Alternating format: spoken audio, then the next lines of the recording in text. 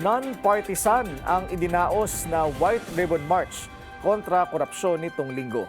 Pero bago pa man ang rally ay hindi na umano welcome ang mga pro-Duterte personalities. Kaya ang tanong, kailangan pa bang mamili ng dadalo kung iisa lang naman ang panawagan? Mga kasama natin ngayong umaga dito live sa studio, si Reyna Mercedes, Vice Mayor Harold Respicio. Attorney Harold, good morning at salamat sa pagpunta dito. Magandang umaga, Willard, and I'm so pleased to see you. You're so handsome in person. Mas handsome ka in person, sir. At buti na lang hindi ka na-traffic o naunahan mo ang traffic? Well, naunahan ko ang traffic dahil madaling araw pa lang ay gumising na ako at pumunta na ako dito. Oo nga, dahil speaking of rally, may rally ulit doon sa White Plains, EDSA, ano? Yeah, buddy. May plano ka pang dumalo doon? After this, pupunta ako doon. Dahil susuportahan ko si Senator Marcoleta, ayaw natin siyang makulong. At yun talaga ang mensahe na ipinaparating ng mga nagrally ngayon. Yes, kasi hindi tama yung ginagawa ni Jesus Christ Pino Remulla na nagsasampa ng kaso na unbailable. Eh, hindi naman tama yung mga kaso na sinasampa niya. Pero anong tamang approach na dapat gawin ng ombudsman sa pagkakataong ito? Ang tamang gawin ng ombudsman ay kasuhan niya yung mga dapat kasuhan. Hindi niya dapat hindi kasuhan sila Villanueva, sila Escudero at ginagawa pang state witness yung secretary ng DPWH. Bagkus ang kanyang kinakasuhan ay yung leader ng investigation against flood control scandal. Malinaw na malinaw, iniipit po sila. Ayaw po natin mangyari yan. Oo. Alam ko may expertise ka rin pagdating sa election law. So anong masasabi mo doon sa balak isampa laban kay Senator Marcoleta? May basis ba yun para sa plunder? Walang merit yun. Plunder, indirect bribery.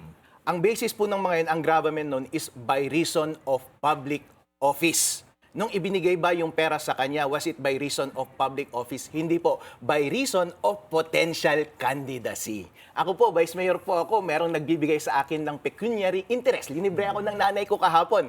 Was it by reason of my public office? Hindi po. Dahil love niya lang ako. Ganon din po yung mga kaibigan ni Marcoleta noon. Dahil tatakbo siya bilang senator, binigyan siya ng pera. Pero hindi iyon dahil sa kanyang public office. Kung walang public office element, walang plunder.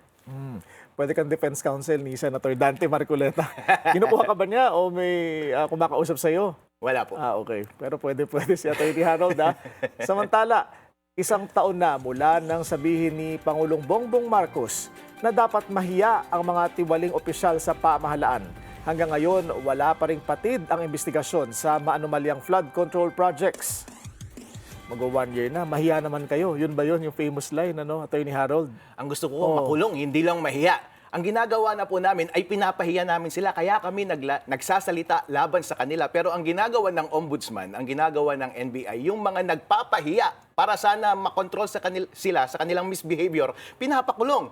Katulad ni Senator Marcoleta, katulad ni Mike Defensor na leader rin ng Brave 18 Marines. Ako, kinasuhan din ni Matibag. Si Lian Leviste may kaso din at si Kiko Barsaga may kaso din. Kami po yung mga nangungunang nagsasalita laban sa flood control scandal sa Philippines. Pero kami po yung kinasuhan at kami pa yung makukulong.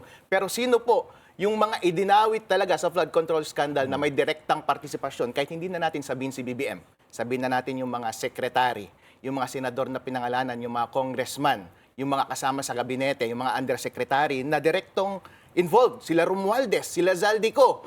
Meron na pong kaso yan sa ombudsman. Bakit nauna pa yung ombudsman na magsasampa ng kaso ng plunder sa Sandigan Bayan laban kila Mike Defensor at saka Senator Marcoleta? Ibig sabihin, kaya po nila minamadali yun kasi kapag nasa Sandigan Bayan na po, may warrant of arrest. Kapag may warrant of arrest, non-bailable yung plunder, kulong na po yan ng maraming taon kasi kailangan mo pang mag-petition for bail. Ito bang lahat ng ito ay may kaugnayan sa una sa lahat, yung impeachment trial ni VP Sara sa July, ang tingin mo? I don't think hindi siya connected. Kasi merong statement si BBM nung matagal na. Sabi niya, panggulo lang yung impeachment na yan eh. Kaso nga lang, naipit rin kasi yung kasama na issue, sumabay kasi yung flood control scandal, hindi natin may iwasan na damay siya. Idinamay siya ni Romualdez, idinamay siya ni Zaldico. Siyempre gusto niyang iwasan yung issue na iyon. Kaya yun yung kinokontrol niya. Pagdating naman sa impeachment, walang problema. Mukhang hindi rin naman na natin mapipigilan iyon eh. Dahil hawak nila yung majority sa Senate, edi pabayaan natin umandar yung bagay na iyon. Ang gusto lang nating mangyari ay umandar naman dapat yung mga kaso sa mga totoong sangkot sa flood control scandal at huwag yung mga kaso lamang ay yung mga nagsasalita laban sa flood control corruption. Kasi si Senator Marcoleta, Attorney Harold, di ba, magiging senator judge sa impeachment trial. At syempre, ang habol ng prosekusyon ay maabot yung needed votes, enough votes para ma-convict. Tingin mo, hindi ito at play sa nangyayari ngayon, yung kumbaga, mawala sa eksena si Senator Marcoleta bago magsimula ang impeachment trial? Hindi po mahalaga yung number, yung bilang, yung count ni Senator Marcoleta as sa pagboto kasi ang kailangan po is positive vote to convict, hindi yung negative vote to convict. Makulong man siya o hindi naman siya sasama sa 16 na required. And nakapana rin natin po yung pulso ng Senate even before ng pagpalit ng current liderato ng Senate ngayon. Kasi naalala niyo po, 2 beses bumaliktad yung leadership ng Senate. Before that, pumanig sila sa panig ni Sara implicitly kasi po mukhang dun sila pumunta noon pagkatapos lamang ng Committee on Justice hearing. So mukhang gusto nilang pumanig pro-Sara yung mga senador noon. Kaso nga lang, biglang lumabas ulit. Ginamit yung majority ng Senate na yun para ipagpatuloy yung Blue Ribbon Committee hearing against flood control scandal. Naipit ulit yung administrasyon. Kaya balik ulit sa dati. Bumaliktad yung 2 senador na sila. Senador Villanueva, Senador Escudero. Sila walang kaso. Ilinigtas sila ng The Messiah, Jesus Christ Pin Remulla.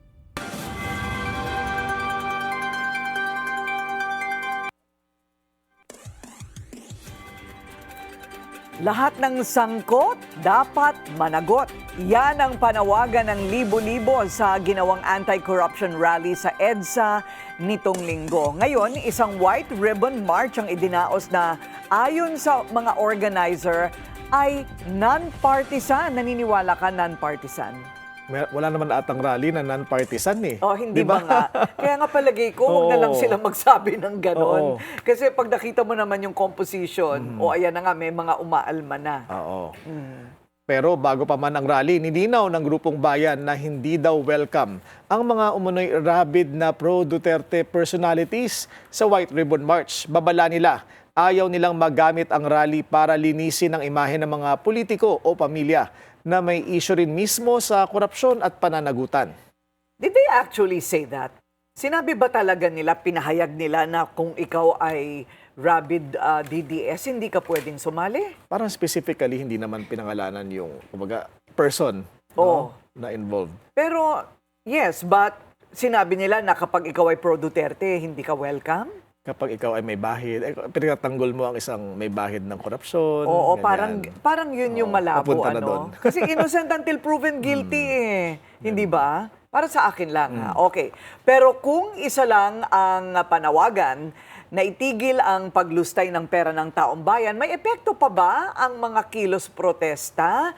Nang tanungin natin ang taong bayan, sige nga, ano sabi nila?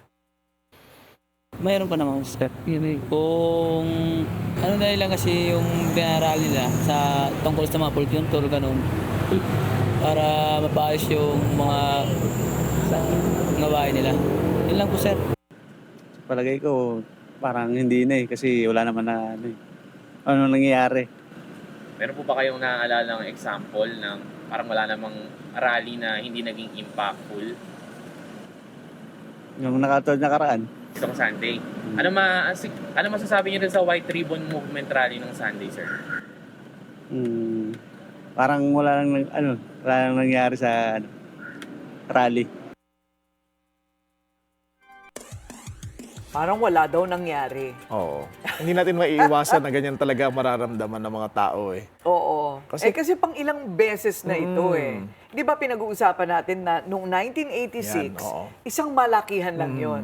Para kumbaga nagkaroon ng snowballing and then a tipping point. Oo. Ito parang kailan ba yung tipping point na pinag-uusapan, hindi ba? Kasi tuwing may rally, hindi ba Corina, parang Attorney Harold, parang ang laki na expectations at saka hopes.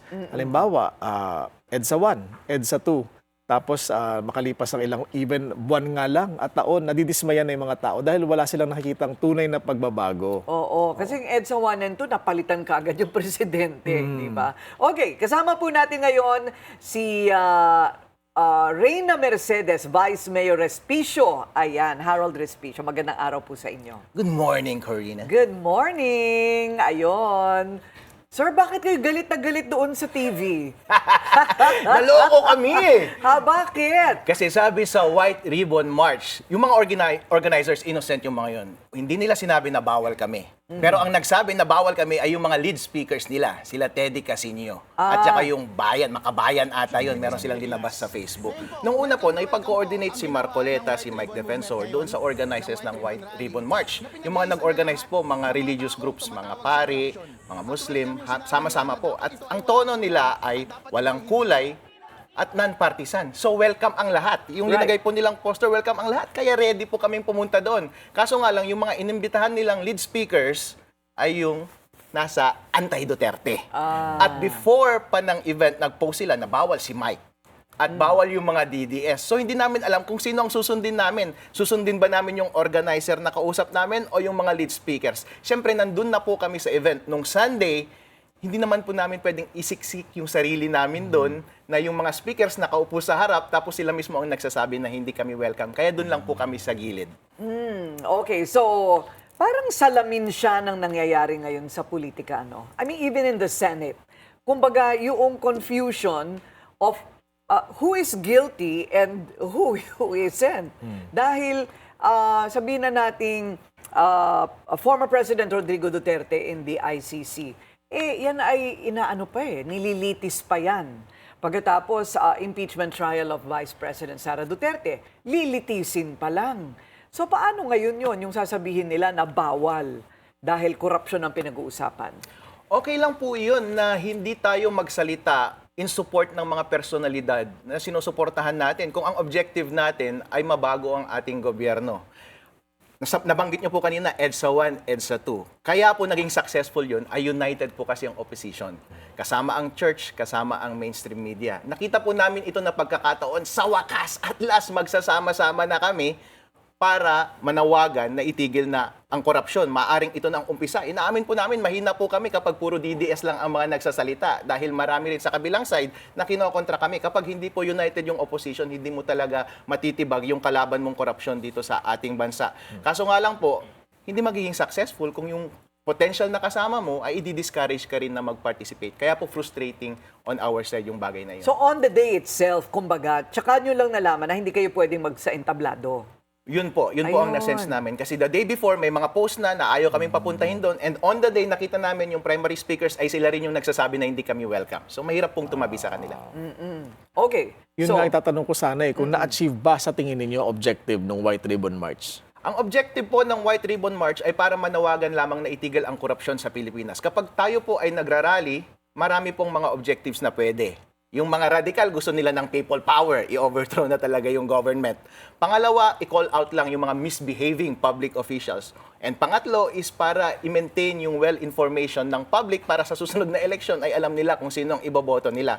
So para lang mabigyan natin ng maayos na information yung publiko at ma-call out natin yung mga misbehaving na public officials natin, for that purpose na-achieve po natin ang ating objective. Kung magkakaroon man ng people power at magkaroon ng change ng regime sa Philippines, pabayaan na lang po natin mangyari kung yun ay magta-turn out. But in any case, mahalaga pa rin po na ma-maintain natin ang ating karapatan na magsalita laban sa mga katiwalaan sa ating gobyerno. pero yan po ba effective pa? Kasi pag sinabi mong anti-corruption, sino bang pinatuturingan? Dapat yata diretso. I mean, halimbawa, bumaba na dapat ang presidente. Ayun, malinaw ang messaging, hindi ba? Kasi ngayon, anti-corruption, ano ba pinag-uusapan nating anti-corruption? Tama, Madam Corina. Kasi po, dapat direkta talaga. At wala ka dapat wini-withhold. Kaya kapag ako po ay nagsalita, titirahin ko si BBM. Titirahin ko yung kanyang mga undersecretary. Titirahin ko yung mga kanyang mga kasamang mga senador at congressman. Dapat ikulong, dapat diretso talaga.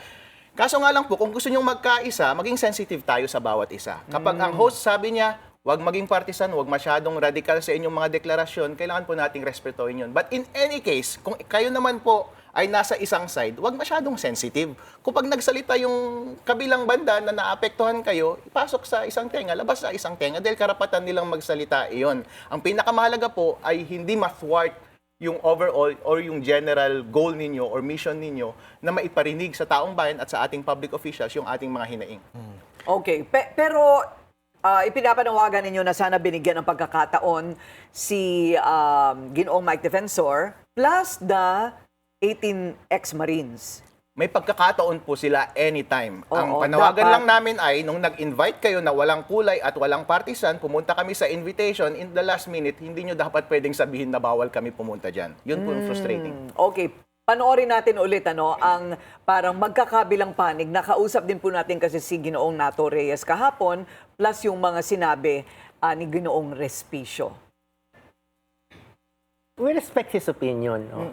Of course, like I said, the program has already been determined. No? And even our representatives from Makabayan were not there no, to speak at the program, pero nakiisa. So I think wala namang problema kung talagang genuine yung kanilang pakikiisa. Whether or not they are able to speak at the program should be secondary. Sabihin mo kay Teddy Casino at mga kasama niya doon, imbitahan niya si Mike Defensor na magsalita sa taas. Imbitahan niya yung mga 18 Marines na tumayo sa taas dahil sila yung mga nasa forefront ng paglaban sa korupsyon dito sa Pilipinas. Ngayon po, welcome na welcome po ang ginawa ng White Ribbon Movement ngayon, ng White Ribbon Rally, na pinag-iisa niya lahat ng mga taong tumatawag sa korupsyon. At welcome yung sinabi nila na dapat ito ay walang kulay at dapat ito ay hindi partisan. Kami po ay handa dito na hindi magsalita ng Duterte. Handa rin kaming hindi magsalita ng anti-Marcos. Handa rin kami magsalita na hindi anti-Dilaw, hindi anti-left, kahit ano. Basta sasabihin lang namin, itigil na ang korupsyon. As a matter of fact, nagpapatuloy nga yung ginagawa nilang impeachment laban kay VP Sara Duterte. Okay, fine, di magpatuloy kayo doon sa Senate. Basta anti-corruption, go ahead! Pero ipagpatuloy nyo rin yung mga ginagawa nating iba para totally mawala na ang korupsyon sa Pilipinas! Hindi pala siya sa personal ganyan, si Hindi Attorney pala siya Harold. ganun Oo. sa personal. Sir, ang dami niyong ininom na vitamins, ha? Oo, ganun talaga. Pero tama naman yung sinasabi rin niya. For me, what do you think? Well, kung may imbitasyon pala no, Attorney Harold, nabanggit mo may imbitasyon. Meron invitation, Oo. open invitation po. Nakalagay sa social media na lahat ng gustong sumali doon sa rally ay pwedeng sumali. In fact, mayroong backdoor negotiation na between yung mga leaders namin at yung organizers. Ang mga KJ lang ay yung mga speakers nila kasi ayaw nila Pagdating na sa amin doon. So yung organizers hindi masyadong organized. Kasi even Nato Reyes yesterday said na, well, anybody can come, anybody can participate. Yun na nga lang, yung organizers ng entablado ang may definite ideas naman pala. Fix na kumbaga yung programa nila. Yes, Oo. oo. So, Ginong Respicio, what are you most frustrated about? I mean, kung nagkaroon kayo ng pagkakataong magsalita, ano ang sasabihin ninyo? I don't get frustrated, in fact. Pero pinapansin lang natin yung misbehavior o kung may maling ginawa. Marami po tayong pagkakataon na magsalita. In fact, pasalamat ako na nandito ako ngayon. Pero every time na ako'y nagsasalita, importante po na ma-call out natin lahat ng pagkakamali sa ating gobyerno. Hindi dapat tayo pinapatahimik. At hindi rin dapat tayo iniipit sa pamamagitan ng pagkaso. Ako po may kaso. Si Senator Marcoleta may kaso. Kaming lahat sa DDS ay may kaso. Dahil lamang kami ay nagsasalita laban sa korupsyon at kami ay nagpupush na ipatuloy yung flood control scandal. Ngayon po, scandal probe. Ngayon po, pagdating sa VP Sara impeachment, wala na po kaming magagawa doon. Kung magpapatuloy man yun, no problem, magsasalita pa rin po kami. Wala pong frustration on my part, ganun talaga. On the side of Matibag, on the side ng ombudsman, ginagawa lang nila yung kanilang trabaho para hindi siguro matuloy yung people power dahil mukhang malakas yung force ng DDS na magsalita. But in any case, yun lang po. Malaya dapat tayo magsalita lahat. Okay, wala ba kayong balak na mag-organize ng sarili ninyo? Wala naman po so far. In the past months, past weeks, nakita nyo po, active po kami sa pagrarally at aming pagsasalita publicly. Effective po yun kung napapansin po ninyo. Sa sobrang effective, kinakasuhan po kaming lahat. Inaamin ko po, nangihina po kami. Ang aming leader na Senator Marcoleta, na siya ang nag-uumpisa ng investigasyon laban sa korupsyon, kinasuhan po at baka ikulong na. Kami po na kanyang mga alipores ay may kaso na rin po. Pero dun sa kabilang side, walang kaso. In fact, inaabsuelto pa sila, ginagawa pa silang state witness. Yun po, nararamdaman natin na hindi fair yung laban. Nabanggit kanina ni Attorney Harold, speaking of rallies, may rally sa White Plains ngayon sa EDSA at maging sa Naku, kaya liwasang naman pala ako na late at Oo. napaka-traffic. EDSA, mabigat na ang traffic. At liwasang Bonifacio sa Maynila. Okay. Sasali ba kayo, Attorney Harold? Yes, Madam Corina and Willard. Pupunta ako doon mamaya after this. Ayun, okay. So meron naman pala. Kumbaga may sagot din sila. Yun na nga lang, nag-uulan, ano? Oo. Oo. So, dako naman po tayo doon sa flood control scandal, ano? Sang-ayon po ba kayo na gawing state witness? DPWH Secretary Manuel Bonoan. Hindi po, dahil sang-ayon sa batas, state witness ka lang kapag hindi ikaw yung most guilty. Ngayon, kailangan nilang i-identify kung sino yung most guilty. Si Romualdez ba? Si Zaldico? Si BBM? So, hindi ka basta-basta pwedeng mag-state witness kung hindi mo sasabihin kung sino yung most guilty. Or wala ka pang kaso against most guilty. So, kanino siya mag-state witness kung wala ka pa namang kaso against a more guilty person? Oh. Ang kinasuhan mo, si Marcoleta lang at Mike Defensor. May connection ba doon yung secretary? Wala. Ganun po ba? Ganun yung parang in law, kailangan identified muna who the most guilty is Dapat before ka pumili ng least guilty. Dapat may kaso muna and then i-declare mo yung state witness para mag-testify against doon sa mga kinasuhan. Ngayon po, lahat ng mga dapat kasuhan involving flood control scandal, wala pa pong kaso. Kaya invalid pa yung sinasabi nilang state witness. Hindi pa formal po yun. Pero yun po yung plano nila. Okay. So, in defense of the 18 Maleta boys, ano po sa palagay ninyo? Marami po ang ewan ko lang wala pa namang survey. Let's say 50-50. 50 believe them, 50 don't believe them. Because of what they say are the inconsistencies. So ano po, meron pong 17 iba pa daw na lalabas. May alam po ba kayo tungkol dyan? Marami pa pong pwedeng lumabas sana. Pero it looks like now, thwarted na po. Kasi hindi na natin kasama yung Blue Ribbon. Noon po sana kung nanatili yung power sa Senate sa side ni Marcoleta, lalabas po talaga lahat ng impormasyon, lahat ng witness laban sa flood control scandal. Ngayon po, hindi na natin control ang Senate, hindi na natin kayang gawin yung Blue Ribbon Committee hearings, hindi naman pwedeng mag-volunteer lang kami, puro press briefing kami ng press conference. Mukhang nanghihina po talaga yung grupo namin pagdating sa bagay na yan. Pero po, kung may pagkakataon ulit na kami ay makapagsalita, at kung talagang sincero ang ating administrasyon, sabi ni BBM, na gusto niyang tapusin at paandarin ang flood control probe, o di pagpatuloy po natin, imbitahan natin yung additional bodyguards at ituloy na rin natin yung kaso sa mga napangalanan nilang mga tao. Hindi lang yung mga nag-iimbestiga at nagsasalita laban sa flood control corruption ang kinakasuhan. So, nakasalalay po ba talaga yun sa leadership ng Blue Ribbon Committee? I mean, kung iboboluntaryo po ninyo yung 18 plus 17 more, parang hindi naman yata katanggap-tanggap na hindi nila papakinggan yun. Tama po yun. Pero nung panahon po kasi ni Ping Lacson, ilang buwan po na walang umandar doon sa flood control inquiry. Saka lamang umandar ulit noong pumasok si Marcoleta, Senator Alan Peter Cayetano. Doon po, tuloy-tuloy na po sana ang investigasyon, wala nang tigil. Pero ngayon po, bumaliktad ulit yung Blue Ribbon leadership. Meron po bang nagpapatuloy na flood control inquiry? Wala na po. Kaya nakasalalay po talaga sa leadership ng Senate kung magpapatuloy yung ating inquiry pagdating sa mga korupsyon sa ating bansa. Kasi ngayon, so far, mga nakasuhan lang na matataas na opisyal, Senator Jinggoy Estrada, former Senator Bong Revilla, and si Secretary Bono, andun yata siya i-discharge sa kaso ni Senator Jinggoy Estrada. So needless to say, Attorney Harold, hindi kayo kontento dun sa mga personalidad na mga nakasuhan so far? Hindi po kontento kasi malinaw naman po, hindi natin maitatanggi na merong sides dito sa laban na ito. Ang side ay kami na totoong oposisyon na ang aming tanging purpose ay ilabas lahat ng katotohanan. Nakita niyo po lahat yan sa efforts namin nung kami ay nag-participate sa Blue Ribbon ni Marcoleta. Ngayon po, wala na yung Blue Ribbon ni Marcoleta, bakit hindi kasuhan yung mga totoong nagkasala? O, yun po. Parang kumbaga, nandun na yung mga ghost projects, sabi mo nang yun ang pinakamalinaw Yung sinabing naglabas na ng pondo, pero wala pang proyekto. Years later. Bakit nga ba hindi pa nakakasuhan yung mga dapat kasuhan sa bawat isang ghost project na yun? Ay, tanong po natin Yan din si ang tanong. Boying Remulla at itanongin natin si Matibag, bakit mas masipag silang kasuhan yung mga nagsasalita laban sa korupsyon? Okay, so close po ba kayo kay Ginoong Mike Defensor? Parati mo kaming nagkakasama at ayun. napakabait niyang tao. Okay, so what is the best defense doon po sa sinasabing human trafficking case? Hindi po ako pamilyar dun sa kaso na iyon. Kaso nga lang po, isipin po natin, narinig ko po sa press na ang sinasabi, ang tanging connection lamang ni Mike Defensor at ang kanyang pamilya, asawa at mga anak niya, isinama po doon ay dahil officers sila ng Korporasyon. establishment na nagpaparenta doon sa nahulian ng trafficking, supposed trafficking. Pero for example po, may-ari ka ng kondo.